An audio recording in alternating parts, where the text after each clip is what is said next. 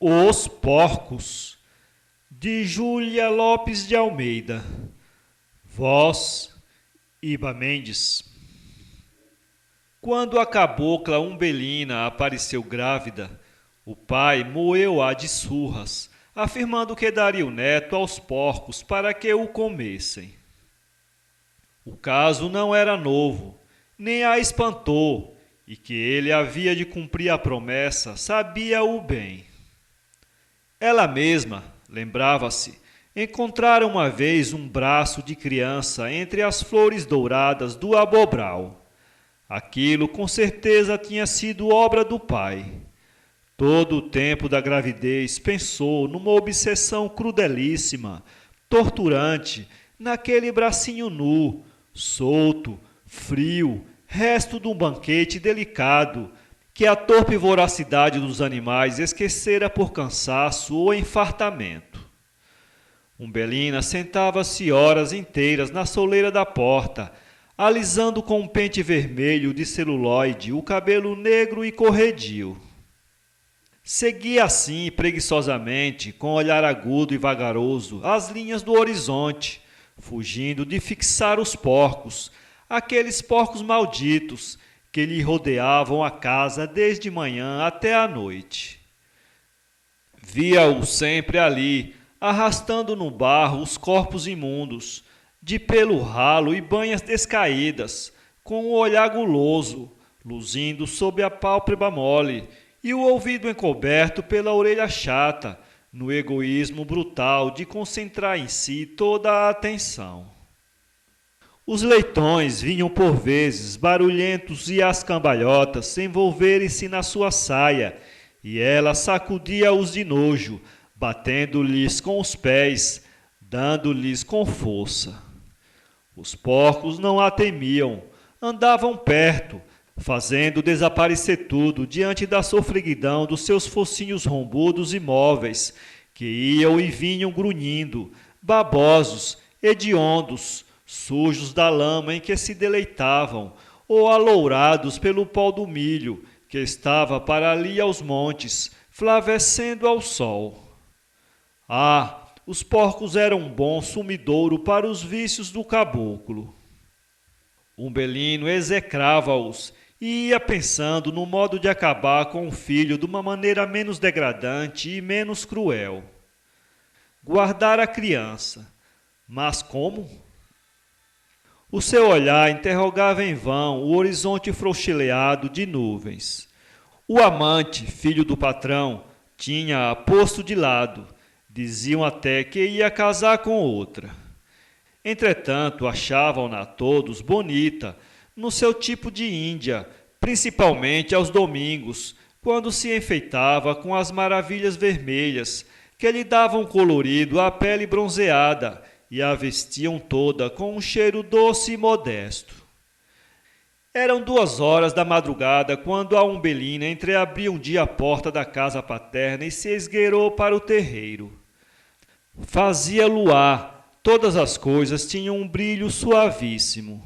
A água do manjolo caía em gorgulhões soluçados, flanqueando o rancho de sapé, e correndo depois em fio luminoso e trêmulo pela planície fora. Flores de gabiroba e de esponjeira brava punham lençóis de neve na extensa margem do córrego. Todas as ervas do mato cheiravam bem. Um galo cantava perto, outro respondia mais longe, e ainda outro e outro, até que as vozes dos últimos se confundiam na distância com os mais leves rumores noturnos. Umbelina afastou com mão febril o xale que a envolvia e, descobrindo a cabeça, investigou com olhar sinistro o céu profundo. Onde se esconderia o grande Deus, divinamente misericordioso, de quem o padre falava na missa do arraial, em termos que ela não atingia, mas que a faziam estremecer? Ninguém pode fugir ao seu destino, diziam todos. Estaria então escrito que a sua sorte fosse essa, que o pai lhe prometia, de matar a fome aos porcos com a carne da sua carne, o sangue do seu sangue? Essas coisas rolavam-lhe pelo espírito, indeterminadas e confusas. A raiva e o pavor do parto estrangulavam-na. Não queria bem ao filho, odiava nele o amor enganoso do homem que a seduzira. Matá-lo-ia, esmagá-lo-ia mesmo, mas lançá-lo aos porcos, isso nunca. E voltava-lhe à mente num arrepio aquele bracinho solto que ela tivera entre os dedos indiferentes, na sua bestialidade de cabocla matuta. O céu estava limpo, azul, um céu de janeiro, quente, vestido de luz, com a sua estrela véspera enorme e diamantina, e a lua muito grande, muito forte, muito esplendorosa. A cabocla espreitou com o olho vivo para os lados da roça de milho, onde ao seu ouvido agudíssimo parecera sentir uma bulha cautelosa de pés humanos. Mas não veio ninguém, e ela, abrasada, arrancou o xale dos ombros e arrastou-o no chão, segurando-o com a mão, que as dores do parto crispavam convulsivamente. O corpo mostrou-se disforme, mal resguardado por uma camisa de algodão e uma saia de chita. Pelos ombros estreitos agitavam-se as pontas do cabelo negro e luzidio.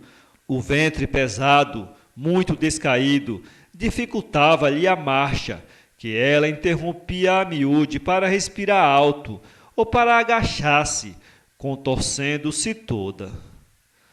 A sua ideia era ir ter o filho na porta do amante, matá-lo ali, nos degraus de pedra, que o pai havia de pisar de manhã, quando descesse para o passeio costumado. Uma vingança doída e cruel aquela, que se fixara havia muito tempo no seu coração selvagem. A criança tremia-lhe no ventre, como se pressentisse que entraria na vida para entrar no túmulo, e ela apressava os passos nervosamente por sobre as folhas da trapoeraba daninha. Ai, iam ver agora quem era a cabocla. Desprezavam-na?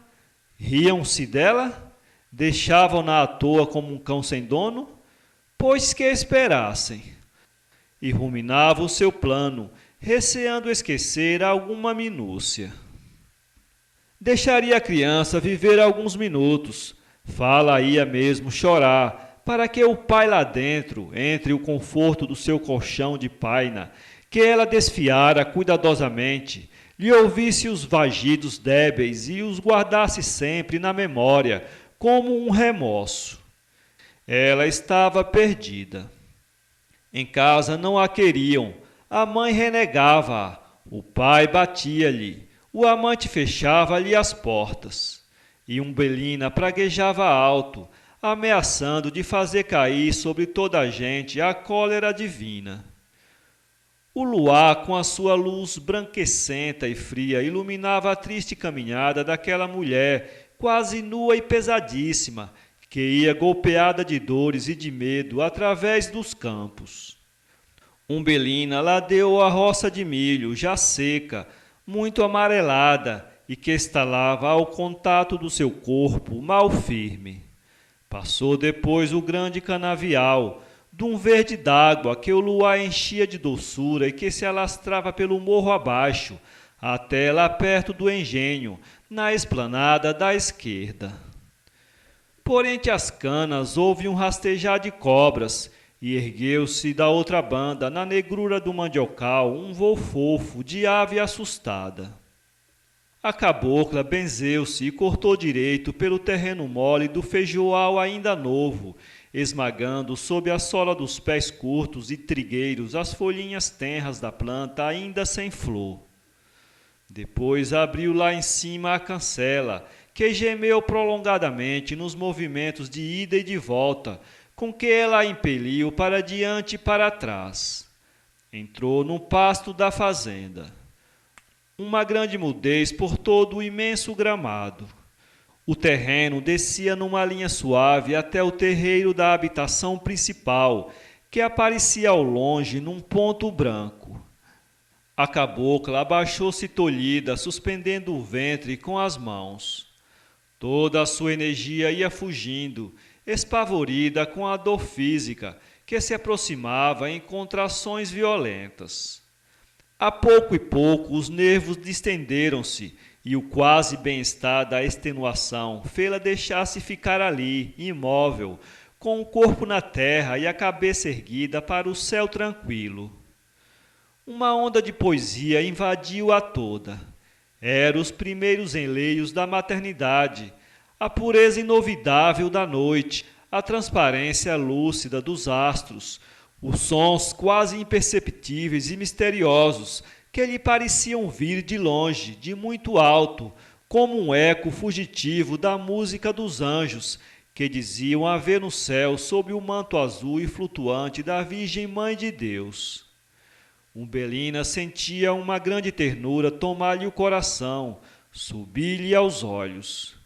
Não a sabia compreender e deixava-se ir naquela vaga sublimemente piedosa e triste. Súbito, sacudiu-a uma dor violenta que a tomou de assalto, obrigando-a a cravar as unhas no chão. Aquela brutalidade fê-la praguejar e ergueu-se depois raivosa e decidida. Tinha de atravessar todo o comprido pasto, a margem do lago e a orla do pomar, antes de cair na porta do amante. Foi, mas as forças diminuíam e as dores repetiam-se cada vez mais próximas. Lá embaixo aparecia já a chapa branca, batida do luar, das paredes da casa. A roceira ia com os olhos fitos nessa luz, apressando os passos cansados. O suor caía-lhe em bagas grossas por todo o corpo, ao tempo que as pernas se lhe vergavam ao peso da criança. No meio do pasto, uma figueira enorme estendia os braços sombrios, pondo uma mancha negra em toda aquela extensão de luz. A cabocla quis esconder-se ali, cansada da claridade, com medo de si mesma, dos pensamentos pecaminosos que tumultuavam no seu espírito e que a lua santa e branca parecia penetrar e esclarecer. Ela alcançou a sombra com passadas vacilantes, mas os pés inchados e dormentes já não sentiam o terreno e tropeçavam nas raízes das árvores, muito estendidas e salientes no chão. A cabocla caiu de joelhos, amparando-se para a frente nas mãos espalmadas. O choque foi rápido e as últimas dores do parto vieram tolhê-la. Quis reagir ainda e levantar-se, mas já não pôde, e furiosa descerrou os dentes, soltando os últimos e agudíssimos gritos da explosão. Um minuto depois, a criança chorava sufocadamente. A cabocla então arrancou com os dentes o cordão da saia e, soerguendo o corpo, atou com firmeza o umbigo do filho e enrolou-o no xale, sem olhar quase para ele, com medo de o amar. Com medo de o amar. No seu coração de selvagem desabrochava timidamente a flor da maternidade. Umbelina levantou-se a custo com o filho nos braços. O corpo esmagado de dores que parecia esgarçarem-lhe as carnes não obedecia à sua vontade. Lá embaixo a mesma chapa de luz alvacenta acenava-lhe, chamando-a para a vingança ou para o amor. Julgava agora que se batesse aquelas janelas e chamasse o amante, ele viria comovido e trêmulo beijar o seu primeiro filho. Aventurou-se em passadas custosas a seguir o seu caminho, mas voltaram-lhe depressa as dores, e, sentindo-se esvair, sentou-se na grama para descansar. Descobriu então a meio o corpo do filho, achou-o branco, achou-o bonito, e num impulso de amor beijou-o na boca. A criança moveu logo os lábios na sucção dos recém-nascidos e ela deu-lhe o peito. O pequenino puxava inutilmente, a cabocla não tinha alento, a cabeça pendia-lhe numa vertigem suave. Veio-lhe depois outra dor, os braços abriram-se-lhe e ela caiu de costas. A lua sumia-se e os primeiros alvores da aurora tingiam de um róseo dourado todo o horizonte. Em cima, o azul carregado da noite mudava para um violeta transparente, esbranquiçado e diáfano. Foi no meio daquela doce transformação da luz que Umbelina mal distinguiu um vulto negro que se aproximava lentamente, arrastando no chão as mamas pelancudas, com o rabo fino, arqueado sobre as ancas enormes, o pelo hirto irrompendo raro da pele escura e rugosa, e o olhar guloso, estupidamente fixo. Era uma porca. Umbelina sentiu-a grunhir, viu confusamente os movimentos repetidos do seu focinho trombudo, gelatinoso, que se arregaçava, mostrando a dentuça amarelada, forte. Um sopro frio correu por todo o corpo da cabocla, e ela estremeceu ouvindo um gemido doloroso, dolorosíssimo, que se cravou no seu coração aflito.